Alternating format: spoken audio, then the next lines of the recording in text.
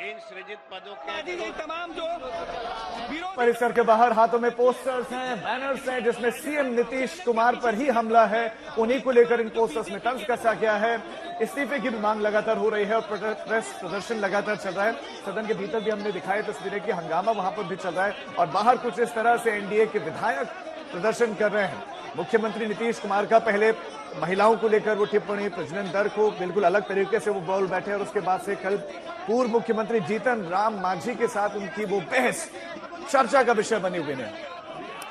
और दो मौके मिल गए हैं अब विपक्ष को वार करने के लिए। पहला जब नीतीश कुमार की जबान फिसली थी, महिलाओं के खिलाफ आपत्तिजनक और शर्मनाक बयान उन्होंने दिया था जिसके लिए उन्होंने माफी भी मांगी, लेकिन माफी का लहजा भी जिसे लेकर काफी ज्यादा उनकी आलोचना की गई। और अब एक बार फिर जीतन राम मांझी को लेकर उन्होंने आपत्तिजनक बयान दिया है। उन्होंने कहा कि मेरे रहमो करम की वजह से जीतन राम मांझी सीएम बने, मेरी बेवकूफी थी, गलती थी जिसकी वजह से वो सीएम बन पाए। और अब बिहार विधानसभा नीतीश कुमार पहुंच गए हैं, वहां पर हंगामा अंदर और बाहर चल रहा है, हाथ हिलाते हुए नीतीश कुमार। लेकिन ये वही विधानसभा है राजीव, जहां पर कल और परसों दोनों दिन हमने महिला विधायकों का धरना प्रदर्शन देखा था, क्योंकि अभी भी नाराजगी नीतीश के उस पहले बयान को लेकर है जिसमें महिलाओं के खिलाफ आपत्तिजनक टिप्पणी की थी। पटना से रोहित सिंह मेरे सहयोगी जुड़ गए हैं तमाम जानकारी के साथ। रोहित, मुसीबतें तो पीछा ही नहीं छोड़ रही हैं नीतीश कुमार का। पहले एक बयान दिया, माफी मांगकर निकल भी नहीं पाए थे उस बयान से, कि दूसरा बयान दे दिया। आखिर उन्हें हो क्या गया है?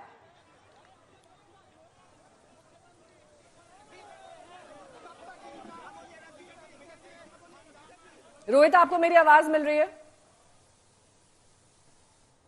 जी जी जी जी, मेरी आवाज आ रही है आपको नेहा? जी जी। देखिए नेहा, क्या हो गया नीतीश कुमार को, ये बहुत बड़ा सवाल है, क्योंकि शीतकालीन सत्र केवल 5 दिनों का था, आज आखिरी दिन है। लगातार विवादित बयान पे विवादित बयान देते जा रहे हैं। मांझी पर कल बरस गए और आरोप लगाया गया कि दलित विरोधी हैं, महिलाओं का सम्मान नहीं किया गया। और जिस तरीके से आज फिर नीतीश कुमार पहुंचे हैं विधानसभा, जबरदस्त उनका विरोध हो रहा था। और जीतन राम मांझी और महिला विधायक जो है बीजेपी की, वो तमाम लोग स्पीकर के चेंबर के बाहर धरने पर बैठ गए हैं। हमारे साथ नीरज बबलू है बीजेपी के विधायक, क्या कहेंगे? मांझी का अपमान, उसके बाद महिलाओं का भी अपमान।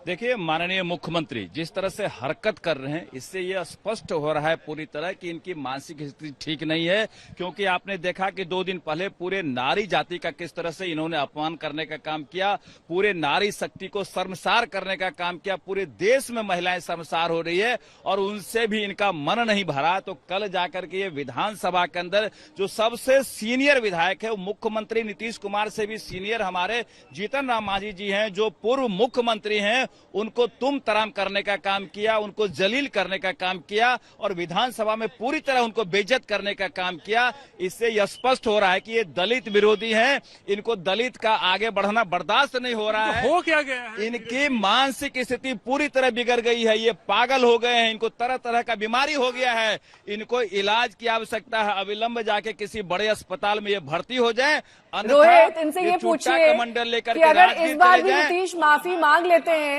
तो क्या माफी दे दी जाएगी, या फिर पहले की तरह अभी भी माफ नहीं किया जाएगा उनके इस बयान पर? लेकिन नीरज जी, एक बार ये बताइए, बिल्कुल बिल्कुल महिलाओं का जो अपमान किया तो उन्होंने माफी मांग ली। अब आप दलित का अपमान किया जो आप बोल रहे हैं मांझी का, तो मांझी के अपमान करने पर भी अगर माफी मांग लेते तो माफ कर देंगे आप? देखिए, इतना बड़ा घटना, इतनी बड़ी घटना, जो महिलाओं को सरेआम महिलाओं के बारे में इस तरह का जलील स्टेटमेंट देना, ये माही से माफी के लायक नहीं है।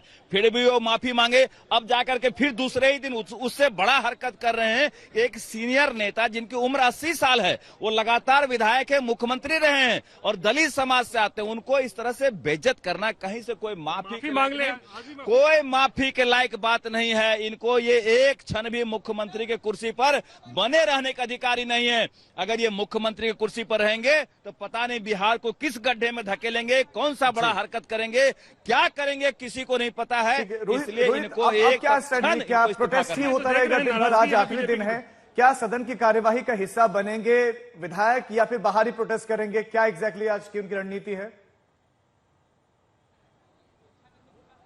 देखिए, इस वक्त बीजेपी के जो तमाम विधायक हैं वो सदन के अंदर हैं, लेकिन स्ट्रैटेजी बिल्कुल साफ है कि जिस तरीके से जीतन राम मांझी को लेकर बरसे हैं और जिस तरीके की बातें कही हैं, उसका विरोध सदन के अंदर भी जो है आज होगा। और हमें लगता है थोड़ी देर में जो है वॉकआउट भी बीजेपी के लोग करेंगे। तो जो पूरा बवाल है वो थम नहीं रहा है नीतीश कुमार को लेकर। 5 दिन विधानसभा सत्र का ये शीतकालीन सत्र था, 5 दिन में जबरदस्त बवाल जो है वो देखने को मिला है और इन सब के केंद्र बिंदु में केवल और केवल मुख्यमंत्री नीतीश कुमार और उनकी बातें हैं। पहले महिलाओं को लेकर जिस तरीके की बातें कही और फिर कल जीतन राम मांझी को लेकर जिस तरीके की बातें कही, इन सब को लेकर नीतीश कुमार को लेकर कई तरीके के आरोप लग रहे हैं। लोग उन्हें, कोई लोग कह रहा है कि मेमोरी लॉस हो गया है, कोई कह रहा है कि उनको अब वो रिजाइन कर देना चाहिए और राजगीर चले जाना चाहिए। बहुत तरीके की बातें हो रही हैं। राजीव, इसके साथ ही रोहित, अब जीतन राम मांझी को लेकर बयान देने की जरूरत क्या आन पड़ी थी? वहां पर सुचारू रूप से कार्रवाई हो, ये एक मुख्यमंत्री का भी पूरी तरीके से उनकी एक रिस्पॉन्सिबिलिटी होती है। जीतन राम मांझी को लेकर नीतीश कुमार बहुत समय से नाराज थे, क्योंकि देखिए जीतन राम मांझी पहले तो थे नीतीश कुमार के साथ, उन्होंने उनको मुख्यमंत्री बनाया था, फिर वो चले गए थे बीजेपी में, वापस से फिर वो आए जनता दल यूनाइटेड, फिर नीतीश कुमार के साथ आए और कुछ दिन पहले फिर छोड़कर चले गए हैं बीजेपी के साथ। तो ये कहीं ना कहीं नीतीश कुमार को नाराजगी जरूर रही है जीतन राम मांझी को लेकर कि वो किस तरीके से उनको छोड़कर चले जा रहे हैं बार बार। तो इसीलिए कल जब मांझी ने जनगणना के मुद्दे पर जो है अपनी कुछ बातें रखनी चाहिए, तो हत्थे से उखड़ गए नीतीश कुमार और क्या क्या नहीं सुना डाला है ये सबने देखा है और इसी को लेकर उन पर सवाल खड़े हो रहे हैं। 3 दिन से नीतीश कुमार के ये आपत्तिजनक बोल जारी हैं। 3 दिन वो ऐसा बोल गए कि खबरों के मंच पर अचानक आ गए। पहले दिन जनसंख्या नियंत्रण पर ऐसा मंत्र दिया कि हर किसी को बेशर्म होना पड़ा। दूसरे दिन अपनी बेशर्मी पर माफी तो मांगी, लेकिन तीसरे दिन फिर से पुराने साथी और पूर्व सीएम जीतन राम मांझी पर इस कदर भड़के कि मर्यादा का ख्याल ही नहीं रहा। पुरुष है वो तो उसी में और पैदा हो जाता है, और लड़की पढ़ लेती है तो हमको मालूम था कि वो करेगा, ठीक है, लेकिन अंतिम में करता तो है। मैं अपनी बात को वापस करता हूं और मैं अपनी निंदा करता हूं। मैं दुख प्रकट करता हूं कि मेरे किसी एक शब्द के चलते अगर किसी को तकलीफ हुई है तो आपने कहा मुख्यमंत्री शर्म करें। मैं न सिर्फ शर्म कर रहा हूं, मैं इसके लिए दुख प्रकट कर रहा हूं। कहता रहता है कि ये भी मुख्यमंत्री थे। अरे क्या मुख्यमंत्री था? ये तो मेरी मूर्खता से मुख्यमंत्री बना। नीतीश कुमार के बयान आपने सुने और नीतीश के विधानसभा वाले बयान पर जीतन राम मांझी ने सदन से बाहर मोर्चा खोला। अति पिछड़ी जाति दलित का इसे अपमान बताया है। क्यों रे यार, कुछ जानते हो, बजो। हम इसको बना दिए। इसके बाद जितना मेरी पार्टी का लोग था सब हमको 2 ही महीना में कहने लगा कि गड़बड़ है, इसको हटाइए, और अंत में हमको बाध्य किया, फिर हम बन गए थे। कहता रहता है कि ये भी मुख्यमंत्री थे। अरे क्या मुख्यमंत्री था? ये तो मेरी मूर्खता से मुख्यमंत्री बना। एक बार बार कहते हैं हमने तुमको मुख्यमंत्री बनाया। देहात में कहा जाता है कि भले भेड़िया सिर मुड़ाती है, उसको दोहे में चुचुअत होती है, कीड़ा काटता है तो वो सिर मुड़ाता है। उसी प्रकार से नीतीश कुमार 2014 में हार गए। सब लोग कहने लगा नीतीश कुमार इस्तीफा दो, इस्तीफा दो। अपनी लाज बचाने के लिए एक सीधा साधा आदमी को मुख्यमंत्री बनाने का काम किया। जीतन मांझी को उन्होंने अंडर एस्टिमेट किया था, समझ लिया था कि ये तो भुइयां मुसहर का परिवार है, हम जो कहेंगे वो करेगा। इनको कुछ। और एक बार फिर से आपको बिहार विधानसभा लिए चलेंगे और दिखाते हैं वहां पर इस वक्त कैसे हंगामा किया जा रहा है। नियुक्ति करेंगे, समय सीमा कम से कम बताइए, जल्द करेंगे। अनुशंसा आ गई है सर। वैशाली जिला के अलावा 20 जिला का अनुशंसा आ चुका है और प्रक्रियाधीन है। 3 महीने के अंदर सारी प्रक्रिया कर ली जाएगी। माननीय सदस्यगण, आपसे मैं चाहता हूं कि आप आसन पर जाकर के बात को कहें। आप आसन ग्रहण करें।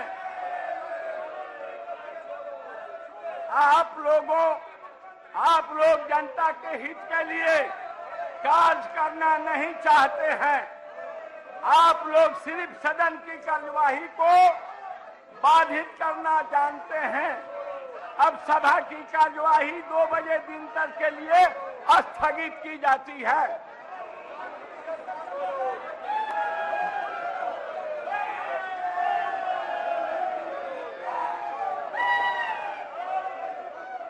विधानसभा की कार्यवाही स्थगित कर दी गई है। उसके पीछे की वजह है मचता हुआ हंगामा। पोस्टर बैनर्स लेकर वहां पर विधायक पहुंचे हुए थे, एनडीए के विधायक, और 2 बजे तक के लिए नेहा सदन की कार्यवाही स्थगित करनी पड़ी है। बिल्कुल, और नीतीश कुमार के जो बयान हैं पिछले 3 दिन में सुर्खियों में बने हुए हैं, वो दरअसल सियासत के एंग्री मैन बन गए हैं। कब कहां आपा उनका खो जाए ये पता ही नहीं चलता। कई बार ऐसे मौके आए हैं राजीव, जब उन्हें ये नहीं मालूम था कि आखिरकार वो किस मंच पर क्या बोल रहे हैं। तेजस्वी लालू यादव तक को उन्होंने नहीं छोड़ा, जहरीली शराब के पीड़ित और हड़ताली टीचर तक उनके निशाने पर आ गए थे। आपको दिखाते हैं कैसे। हमको बात नहीं समझ में आ रहा है, इनको कुछ आइडिया है?